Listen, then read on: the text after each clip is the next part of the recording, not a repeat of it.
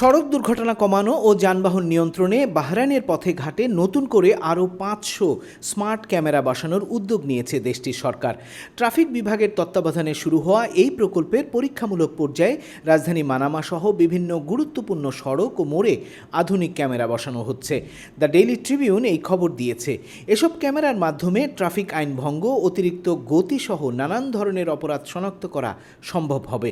প্রকল্পটির মাধ্যমে ক্যামেরাগুলোর প্রযুক্তিগত দক্ষতা ও বিদ্যমান ইলেকট্রনিক সিস্টেমের সঙ্গে সংযোগ পরীক্ষা করা হবে। সফলভাবে মূল্যায়ন সম্পন্ন হলে দেশব্যাপী এই প্রকল্প ছড়িয়ে দেওয়ার পরিকল্পনা রয়েছে।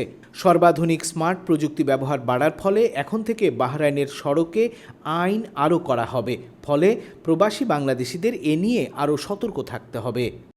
সৌদি আরবে বৃষ্টির আশায় ১৩ই নভেম্বর বিশেষ ইস্তিসকার নামাজের আয়োজন করা হয়েছে। দেশটির বাদশাহ সালমান বিন আব্দুল আজিজ আল সৌদ দেশটির নাগরিক ও বাসিন্দাদের এই ইস্তিসকা নামাজে শরিক হবার আহ্বান জানিয়েছেন। এবছর সৌদির অনেক অঞ্চলে সার্বিক বৃষ্টিপাত কম হয়েছে, ফলে শুষ্কতা বেড়েছে। সেই কারণে এই ইস্তিসকা নামাজ পড়ার আহ্বান জানানো হয়েছে। সৌদি বাদশাহ দেশ জুড়ে মুসলিমদের প্রতি অনুরোধ করেছেন তারা যেন আল্লাহর কাছে প্রার্থনা করেন এবং একই সাথে সৎ কাজ করা, দান ও সাহায্যের মাধ্যমে সমাজের দুর্বল ও অসহায় মানুষের পাশে দাঁড়ান। আমিরাতের রাজধানী আবুধাবিতে ড্রোন দিয়ে ফুড ডেলিভারির পরিকল্পনা নেওয়া হয়েছে।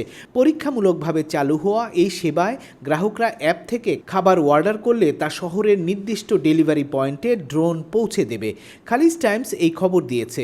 ড্রোনগুলো তালেবাতের কিচেন বা বিভিন্ন রেস্তোরাঁ থেকে খাবার সংগ্রহ করবে এবং দ্রুত নিরাপদে পৌঁছে দেবে নির্ধারিত স্থানে।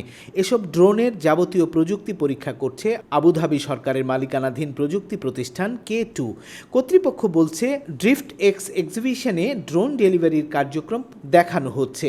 শুরুতে 2টি ড্রোন ব্যবহার করা হবে এবং ধাপে ধাপে এই সংখ্যা বাড়ানো হবে, যাতে শহরের আরও বেশি এলাকায় সেবাটি পৌঁছে দেওয়া যায়।